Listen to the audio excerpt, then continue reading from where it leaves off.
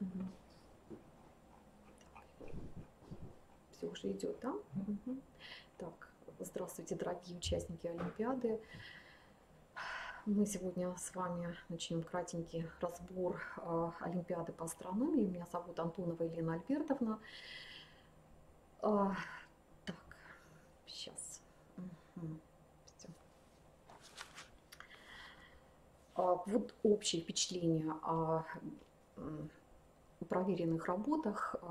То, что Олимпиада по астрономии такая специфическая олимпиада, к ней надо индивидуально готовиться, и готовиться лучше, конечно, прорешивать прошлогодние олимпиады прошлых лет регионального этапа, потому что здесь, кроме школьных знаний по астрономии, конечно, надо знать гораздо больше.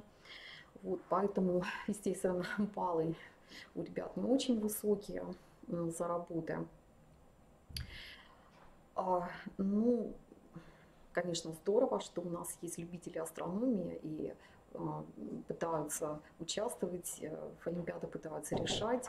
Это здорово, конечно, замечательно такое начинание. И очень бы хотелось пожелать ребятам в следующем году выступить более удачно. Но для этого, конечно, надо много решать, много заниматься в течение всего вот последующего года. Ну, мне бы хотелось бы, наверное, разобрать задачи 10 класса. Ну и затронуть некоторые задачи 11. Ну, поговорить о критериях выставления этих работ. Ну вот, давайте прочитаем 10 класс.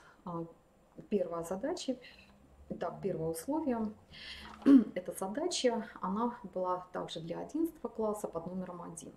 Итак, в некотором пункте А в день весеннего равноденствия Солнце в верхней кульминации располагалось вдвое выше, чем в пункте Б, также в верхней кульминации, а его заход длился в 1,5 раза меньше, чем в пункте Б. Найти широты обоих пунктов рефракции пренебречь. Так вот здесь, в этой задаче, конечно, нужно учитывать, что в день весеннего равноденствия склонение Солнца равно нулю, и тогда высота Солнца над горизонтом верхней кульминации будет равна 90 градусов минус широта места. Вот за вот эту формулу, то, что вы ее уже написали, в критериях давался 1 балл. То есть вот из этой формулы высоты вы можете как раз найти широту вот этих пунктов А и Б, используя эту формулу в дальнейшем. Ну, конечно, чтобы найти вот эту вот широту, необходимо, конечно, знать высоту Солнца. Для этого воспользуемся другой же формулой, найдем продолжительность захода Солнца. И вот здесь приведена формула, по которой можно это время захода найти, где омега – это угловая скорость видимого суточного вращения Солнца, ну а ρ – это угловой радиус. Далее, если вы запишете вот эту формулу времени для захода Солнца в пункте А и для пункта Б, поделив это время одно на другое, можно прийти вот к такому виду, да, что там сокращается у вас и угловая скорость, и угловой радиус, и получается, что отношение времени захода в пункте А в пункте Б будет равно, будет обратно пропорционально синусам высот. Вот за эту формулу, так, здесь надо еще уточнить, значит, за формулу высоты 1 балл, за формулу времени тоже давался 1 балл.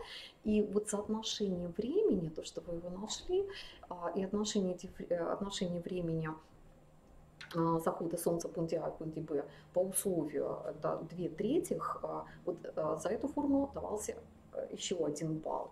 А далее, за то, что вы нашли высоту Солнца в пункте Б, давалось 3 балла. Итак, давайте еще раз посмотрим. Здесь надо знать формулу тригонометрии. То есть синус... Так, если по условию там сказано, что высота Солнца верхней кульминации в пункте А в 2 раза больше высоты Солнца в кульминации в пункте Б. Вот зная это, поставив сюда вместо вот этой высоты HA, да, 2HB, и применив формулу тригонометрии, то, что синус двойного угла равен удвоенному произведению синуса на косинус, мы видим, что тут синусы сокращаются. Вот, и отсюда косинус вот этой высоты Солнца в кульминации B, в пункте B, будет равно 3/4. Отсюда мы можем найти вот эту высоту. Высота Солнца в пункте B будет равна 41,4 градуса. Вот за то, что вы нашли, получили вот этот ответ высоты в пункте B, давалось 3,3 балла. Итак, итого уже получается 6 баллов можно было получить. Ну и далее, используя нашу первую предыдущую формулу высоты Солнца над горизонтом, мы можем найти уже широту в пункте Б, широту пункта Б и широту пункта А. Да? И вот за каждую эту формулу и правильный ответ давалось по 1 баллу. Итого за задачу можно было получить 8 баллов в сумме. Вот обратите внимание на то, что вот эта широта, ответ записан, обратите внимание, плюс-минус, да, стоит. То есть здесь надо было учитывать, что это широта в северном и южном полушарии. Да? Если вы просто написали 7,2 или 48,6 градуса, да, то за каждый ответ давалось по 0,5 балла. То есть здесь надо было, конечно, учитывать еще высоту северного и южного полушария. Так, вот это была первая задача. Она была одинакова, что для 10-11 класса. Ну, давайте посмотрим второе задание. Итак, вторая задача 10 класса. Итак, две малые планеты обращаются по круговым орбитам в том же направлении, что и Земля. Их синодические периоды одинаковы, а радиусы орбит отличаются вчетверо. Найти эти радиусы орбит. Ну, в этом задании, конечно же, мы что используем? Мы используем третий закон Кеплера. Вот откуда мы можем найти отношение периодов. Причем надо здесь добавить, наверное, в самом начале надо было бы сказать, да, что дело в том, так как читаем, что синодические периоды одинаковы, это значит, это возможно только в том случае, если одна из планет внутренняя, а вторая внешняя планета. Допустим, да, за это вот, кстати, давался целый 1 балл. То есть, если вы написали, что одна планета должна быть внутренней, а вторая должна быть, допустим, пусть это вторая, да, должна быть внешней, то за это выставляется 1 балл. Ну и далее используем третий закон Кеплера. Отношение периодов этих обращение периодов этих планет вокруг Солнца. Так, будет у нас равно 8, то есть период одной планеты больше периода первой планеты 8 раз. Так, то есть вот за это нахождение отношения периодов давалось 2 балла. Итак, далее, знаю отношение периодов. И используя формулу связи синодического и сидерического периода, и зная, что период обращения Земли вокруг Солнца 1 год, мы можем дальше, используя вот эти формулы, найти периоды, чему равны периоды обращения этих планет. Итак, период обращения планеты Т2 так, то у нас внешняя планета будет 9/2, а период планеты Т1, там мы считали, что внутренняя планета, период ее 9/16. Вот за нахождение периодов давалось 3 балла. Так, ну и опять же, используя так, третий закон Кеплера, мы можем найти, уже зная периоды, можем найти радиусы обращения этих планет в астрономических единицах. Радиус первой планеты 0,68 астрономических единиц. Так, это у нас внутренняя планета. И внешней планеты радиус 2,72 астрономических единиц. За каждый вот правильный ответ, за каждый радиус здесь давалось по 1 баллу. Вот. Ну и того можно набрать опять же 8 баллов. Так, значит, еще раз, да, обращаю внимание на выставление баллов, да, по критериям. Значит, 1 балл за то, что вы написали, что одна планета внутренняя, другая внешняя.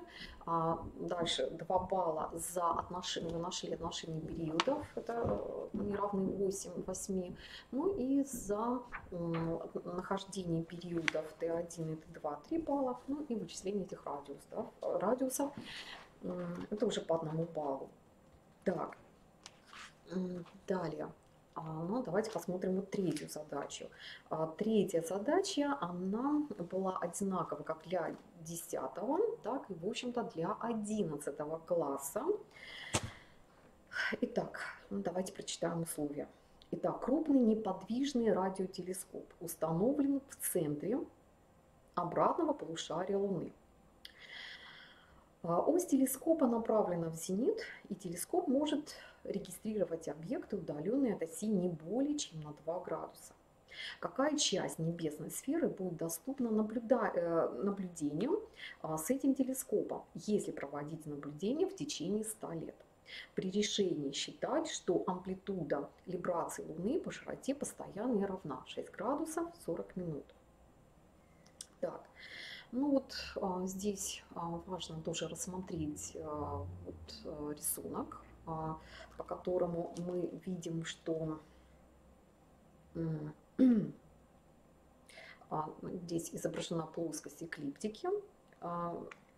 И, как известно, вот плоскость лунной орбиты наклонена к плоскости эклиптики, то есть орбиты Земли, на угол 5 градусов 0,9 минут.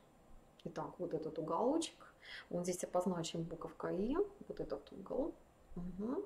И вот этот угол, еще раз повторяю, да, это плоскость лунной орбиты наклонена к плоскости эклиптики орбиты Земли на вот такой вот угол. Вы его должны знать, он должен быть этот угол равен 5 градусов 9 минут. Так, и в то же время вот эти лунные вибрации по широте, они имеют амплитуду, это в условиях задачи сказано, лунная вибрация имеет амплитуду 6 градусов 40 минут. Так, ну вот этот уголочек, здесь он обозначен лямбда. Так, и таким образом плоскость экватора Луны образует с плоскостью эклиптики угол бета. Вот он здесь тоже изображен на картиночке. Этот угол бета, он равен разности этих углов. Альфа минус И. Так, вот если из этого угла, да, вычесть этот, вот мы получим вот такой угол бета. Это плоскость экватора Луны с плоскостью эклиптики. И если мы вычтем, то мы получим примерно 1,5 градуса. Так вот, таким образом, в итоге, что мы получаем, что в различные периоды времени положение зенита для радиотелескопа будет отклоняться от эклиптики как раз на угол 1,5 градуса. Вот. И этому телескопу прибавляем еще к этому углу 1,5 градуса еще 2 градуса. По условию сказано, да, что Телескоп может регистрировать объект удаленно от оси не более чем на 2 градуса. Да? То есть прибавив еще 2 градуса, мы получим, что наш телескоп, ему могут быть доступны объекты с эклиптической широтой до 3,5 градуса. Если 3,5 градуса перевести в радианы, то это будет 0, вот, давайте посмотрим, да, 0,61 тысячная, да, радиан. Градусы перевели в радианы. Так, и здесь надо сказать, что вот за нахождение этого угла 1,5 градуса, вот то, что вы это нашли, еще раз повторю, положение зенита для радиотелескопа будет отклоняться от эклиптики на угол 1,5 градуса. Вот за это давалось целых 5 баллов, да, то, что вы нашли вот этот уголочек. А за то, что вы еще прибавили к нему еще 2 градуса, да, это давался еще 1 балл. Так, итого 6 баллов, и 2 балла уже давалось за то, что вы нашли площадь всей сферы, занимаемой. Так, ну, 2 балла давалось за то, что вы ответили уже на вопрос задачи. То есть какая часть небесной сферы будет доступна наблюдением с этим телескопом. И ответ, ну, давайте посмотрим на эту формулу, ответ получается 6,1%. Вот за нахождение, ну, если вы уже нашли вот этот угол 3,5 градуса, перевели в радианы, то уже долю площади уже вычислить не так здесь сложно. Так, следующая задача, так, это у нас, так, 4-я. Вот 4-е задание, оно было одинаковым как для 10-го, так и для 9-го класса. Итак, ну, давайте прочитаем про задачи про метеор. Итак, метеор наблюдался на поверхности Земли в обширной области радиусом 1000 километров. И в 2 наиболее удаленных друг от друга точках этой области он имел блеск равный нулю. Какова была максимальная звездная величина метеора, видимая с поверхности Земли? Длиной пути метеора, рельефом Земли, атмосферной рефракцией и поглощением света пренебречь. Итак, задача такая геометрическая, то есть не больше на геометрию. Так, ну давайте посмотрим на рисунок, который проясняет суть задачи. Так, ну давайте посмотрим. Итак, вот такая картиночка. Что мы здесь видим? Это вот у нас поверхность Земли. Так, это у нас метеор. Так, находится на вот этой минимальной высоте от поверхности Земли. Вот эта высота, она обозначена h. То есть задача заключается в том, чтобы найти вот эту высоту метеора над поверхностью Земли. То есть метеор находится в зените. И если вы найдете вот эту высоту, что уже можно, в принципе, ответить на вопрос задачи. Да? Можно найти максимальную звездную величину метеора. Так. Далее, А и Б. Что такое у нас здесь А и Б? Так.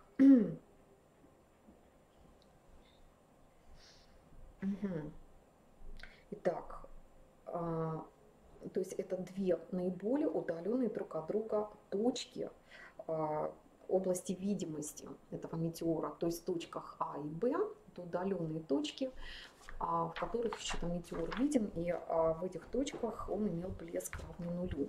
Хорошо, как найти эти точки? То есть мы проводим от этого метеора такие касательные 2, и вот в этих точках, где касаются эти прямые, ну вот эти будут как раз 2 удаленные точки. Понятно, что вот эта вот прямая от метеора до точки А, она будет перпендикулярна радиусу нашей Земли.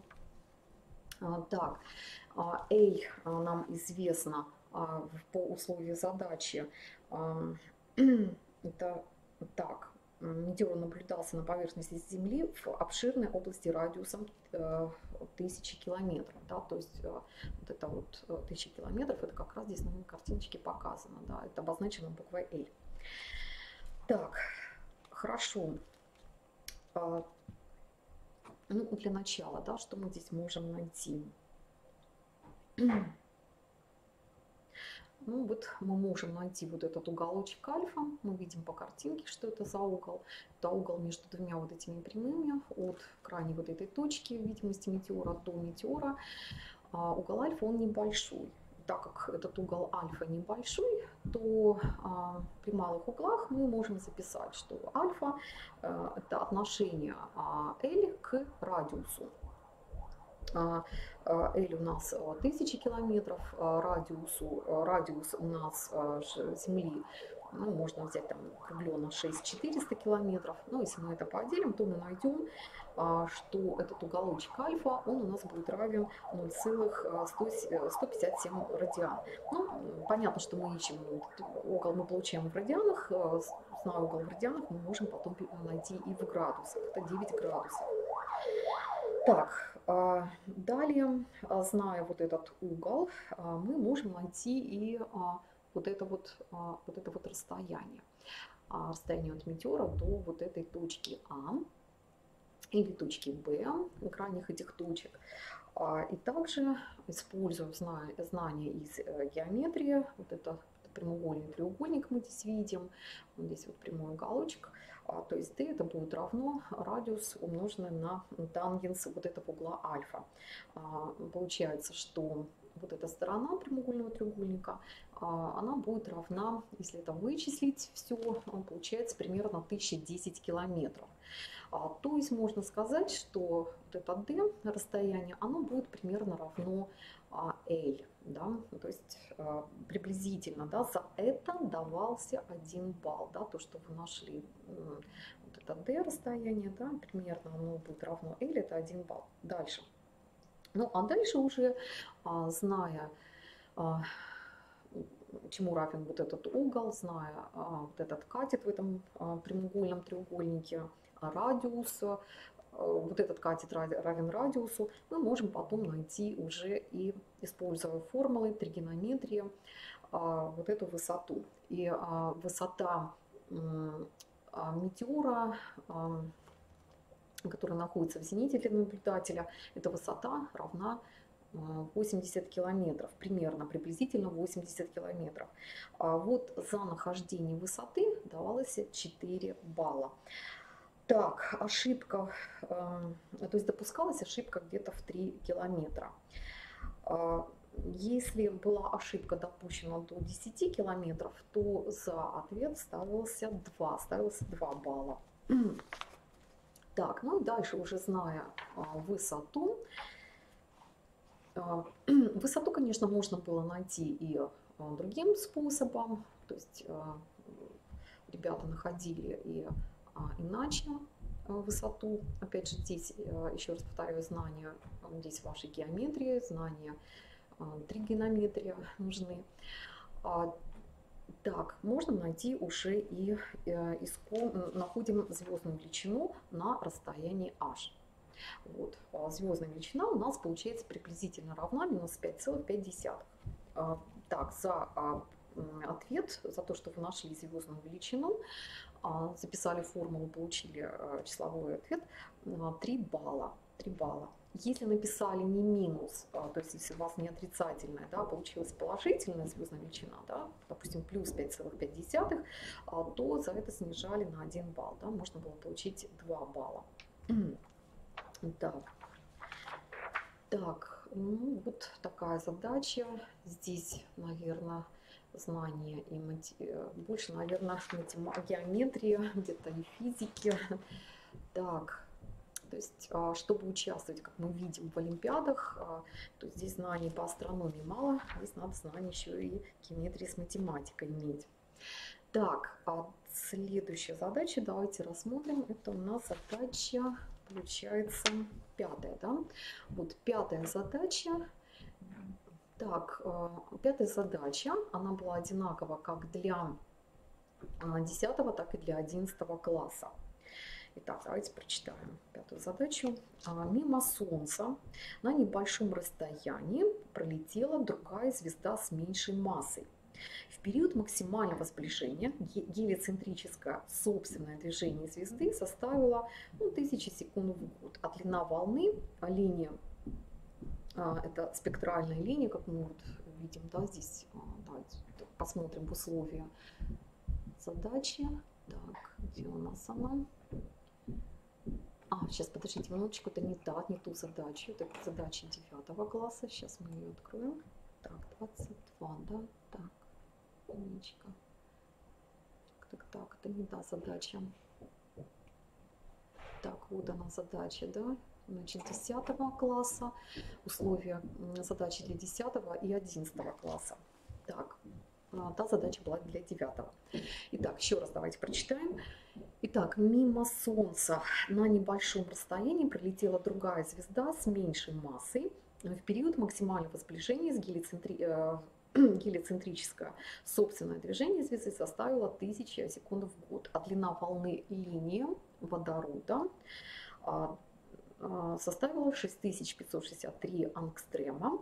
Ну, спектральная линия, ребят, это линия атома водорода в видимой области. Так вот, в ее спектре за 1 год увеличилась на 0,1 ангстрема. Найдите минимальное расстояние между Солнцем и звездой. Итак, найдите минимальное расстояние между Солнцем и звездой. Ну, вот задача, конечно, как мы видим, здесь непростая, но для нее нужно сделать, чтобы понять, осмыслить, да, как решается, здесь надо сделать рисунок. Что предлагают авторы? Да, ну, для начала, да, здесь надо сказать, что проявляется эффект Доплера, да, наблюдается эффект Доплера.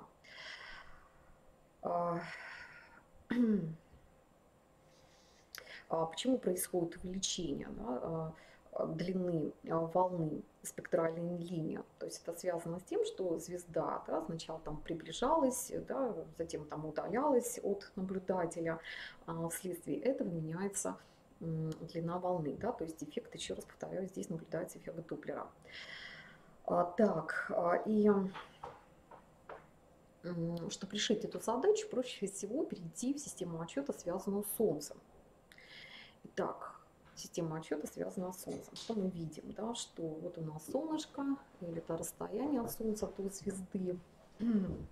И вот у нас звезда в какой-то начальный момент ее... Так, скорость ее направлена, естественно, по касательной. Звезда, да, вращается вокруг Солнца, движется вокруг Солнца, и скорость направлена по касательной, да, перпендикулярно вот этому расстоянию L. Так вот, дальше, что в задаче сказано, да, что в период максимального сближения гелиоцентрическое собственное движение звезды составило 1000 секунд в год.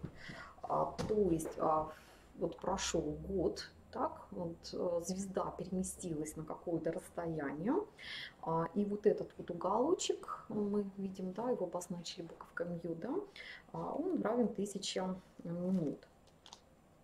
Так, и таким образом мы можем найти лучевую скорость, так, лучевую скорость этой звезды. Что такое лучевая скорость? Это скорость, с которой, в общем-то, приближается, ну, или удаляется звезда от наблюдателя. И вот эта лучевая скорость, она направлена, она положительна, как мы видим, да, и вот эту лучевую скорость мы можем найти, опять же, использовав тригонометрические формулы. Эта скорость лучевая будет равна скорость звезды умножена на синус вот этого угла. Вот. И используя далее, используя принцип Доплера, используя приближенную формулу, мы можем найти вот эту скорость, полную скорость звезды, она будет составлять 95 километров в секунду. То есть, еще раз повторяю, вот используя вот эту формулу, да, то есть дельта лямбда, да, то есть вот это так, Это у нас 0,1 дельта, да, лямбда, изменение длины волны. Это 0,1 ангстрема составляет. Длина волны нам тоже указана в условиях задачи в ангстремах. Так, вот эту скорость, вот она у нас, это лучевая скорость, она равна у нас полная скорость звезды на синус вот этого угла. Ну и деленная на, да, на скорость света. Отсюда из этой формулы мы можем найти скорость звезды. Так. Хорошо, за нахождение скорости звезды 95 км в секунду, за это давалось целых 4 балла. Ну и далее, зная уже скорость звезды, мы можем найти и минимальное расстояние до звезды. Так, минимальное расстояние до звезды составляет по подсчетам 4100 астрономических единиц. Ну, можно было это записать еще, перевести в парсеки. Так, за нахождение вот этого расстояния давалось 4 балла. Так, то есть 4 балла за определение скорости 90, то, что вы нашли скорость звезды, 4 балла, да, и 4 балла за нахождение вот этого минимального расстояния, да, до звезды. Так, итого 8 баллов. Так, пятая задача. Так, ну и давайте рассмотрим шестую задачу. Она такая очень объемная, большая, громоздкая по решению. Шестая задача, она была как для 10, так и для 11 класса общая. Так, ну давайте посмотрим. Здесь дан даже график к этой задаче. Итак, двойная система состоит из одинаковых компонент, подобных Солнцу. На графике приведена зависимость углового расстояния между ними в угловых секундах в небе Земли от времени. Ну вот мы видим вот этот график. Еще раз, да, давайте посмотрим график зависимости. Вот здесь по вертикали откладывается угловое расстояние в угловых секундах. По горизонтали у нас время, да, откладывается. Вот так зависимость.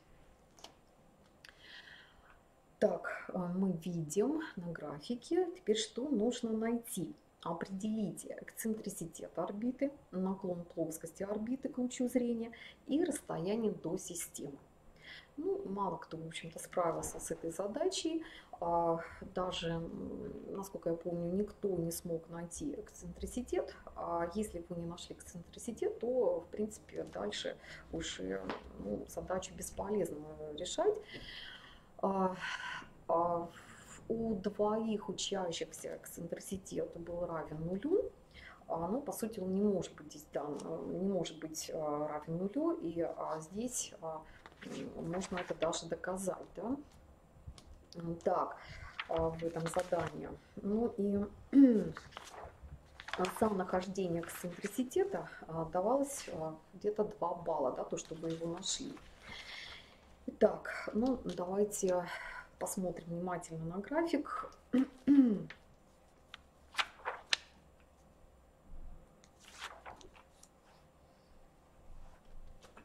Итак, то есть если посмотреть вот на этот график зависимости, то видно, что орбиты звезд явно не круговые. Вот, явно не круговые. Ну вот, чтобы решить, чтобы найти эксцентриситет, желательно, конечно, даже не желательно, а нужно, да, перейти в систему отсчета одной звезды. Так вот, пусть одна звезда, допустим, будет неподвижна, а вторая звезда будет двигаться относительно другой звезды. Да? Так вот, если бы эта орбита была бы круговой, то вот эта зависимость, график, да, зависимости, вот эта угловая зависимость имела бы 2 одинаковых максимума и 2 одинаковых минимума по ходу орбитального периода, да? Но мы видим, что по условию орбиты, по условию задачи это не так, да? Вот, то есть явно орбита здесь не круговая. И теперь следует рассмотреть следующий случай эллиптической орбиты.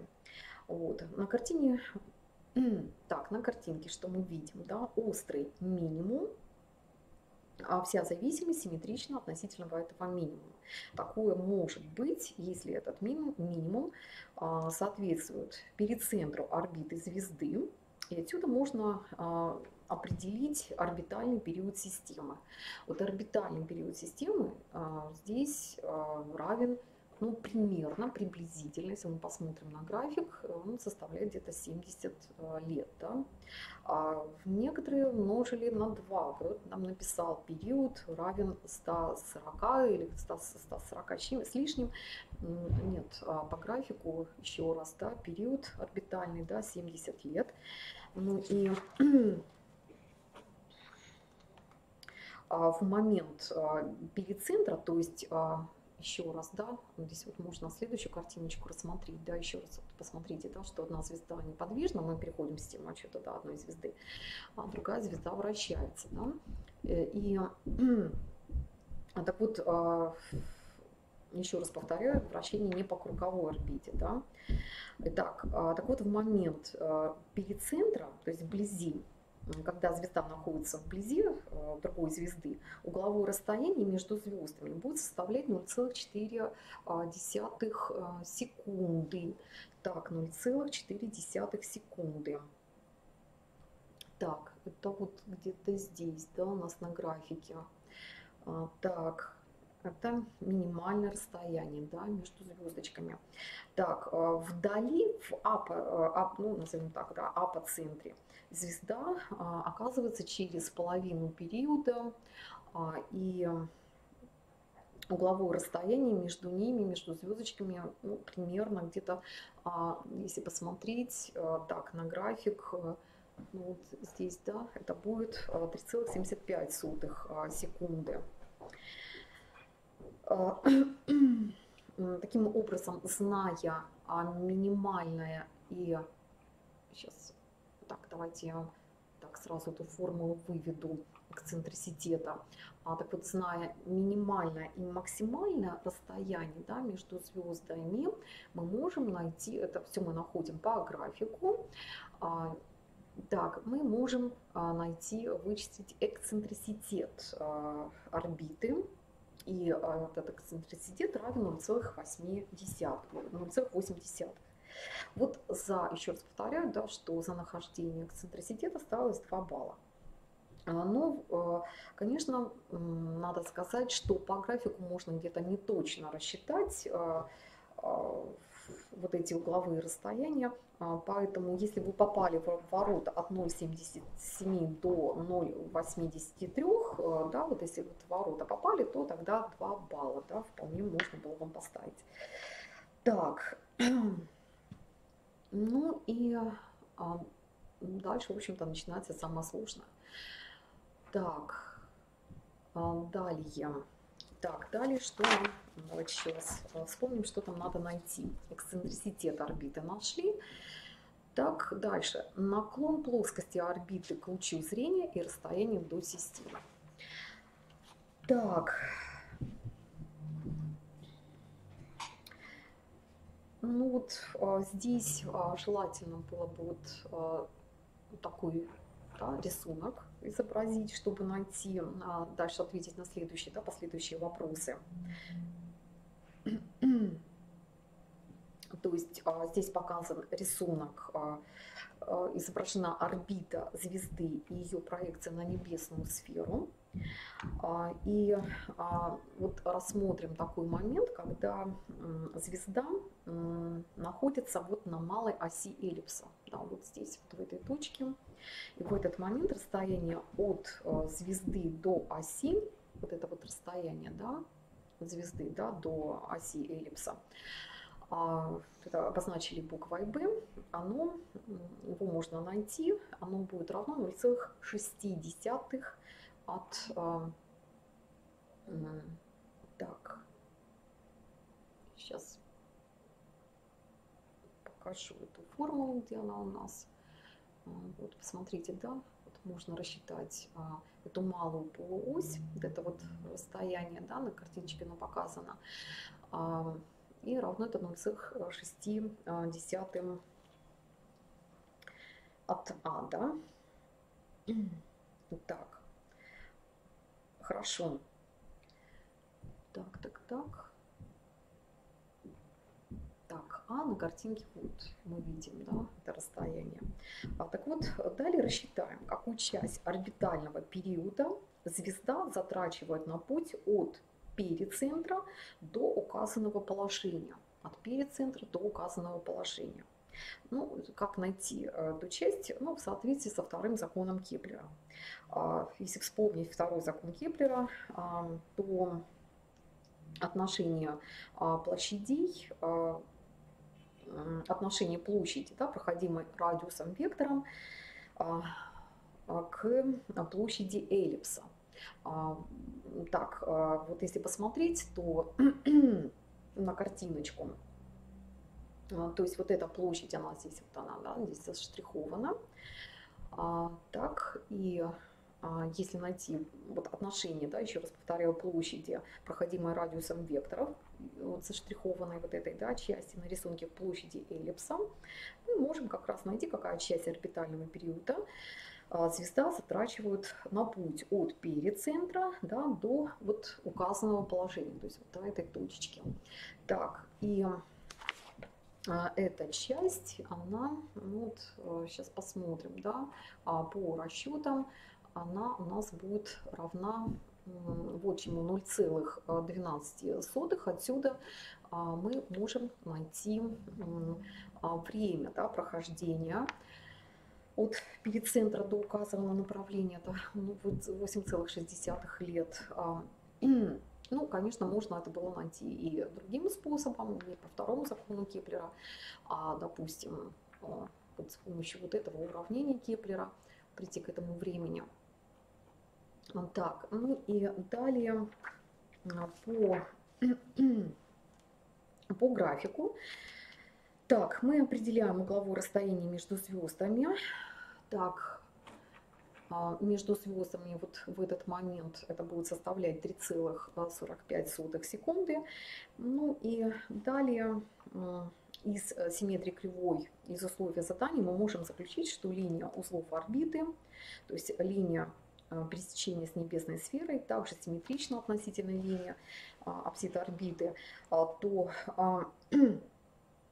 так, да, то есть совпадает или перпендикулярно ей, так как величина вот это найденного, да, нами угла, мы можем лишь немного, да, меньше максимального углового расстояния, мы можем сделать вывод, что реализуется второй вариант, изображенный на рисунке справа, да, так, вот он, да, у нас рисуночек справа, мы можем определить видимые размеры малой полуоси эллипса.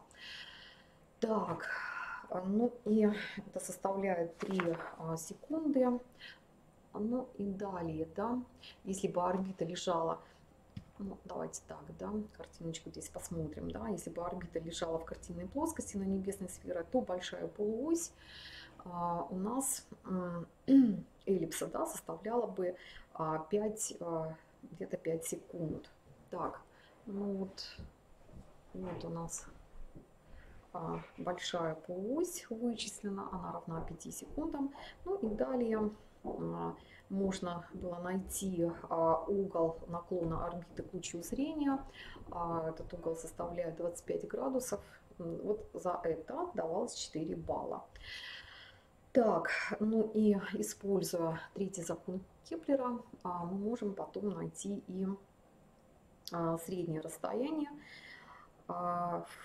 между звездами, оно составляет 21,4 астрономических единицы. Так, ну и можно это потом перевести в парсеках, да, 4,3 парсек. То есть вот за нахождение вот этого расстояния давалось 2 балла. Ну, задача довольно-таки сложная, практически очень, да, здесь надо, чтобы ее решить, здесь надо, во-первых, было понять, что эксцентриситет здесь не равен нулю, то есть орбита здесь не круговая, да, а по эллипсам. Многие не нашли эксцентриситет и, конечно, дальше задачу решить не смогли. Вот, правильно геометрически, да, сделать рисуночки, поработать с этими рисунками и найти, да, все остальное, что требуется в задаче. Ну, задача довольно-таки сложная, да, то есть ну, практически, да, с ней мало кто здесь справился.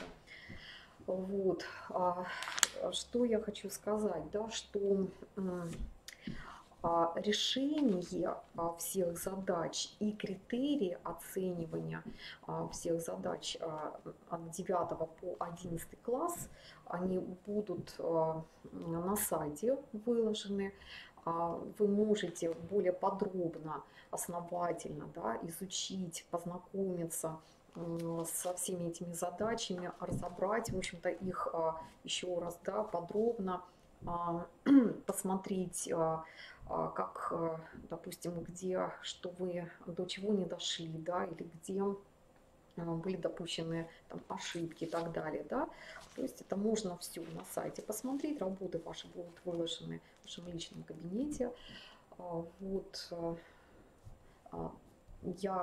мне бы хотелось пожелать бы удачи на следующий год в участии олимпиад по астрономии. Но еще раз хочу сказать, ребята, на следующий год, кто хочет успешно выступить на олимпиадах, надо прорешивать прошлогодние задания прошлых лет, которые были на республиканском, региональном, да, этапе. Вот, ну тогда, я думаю, у нас баллы гораздо должны быть выше, гораздо должны, думаю, должны подняться.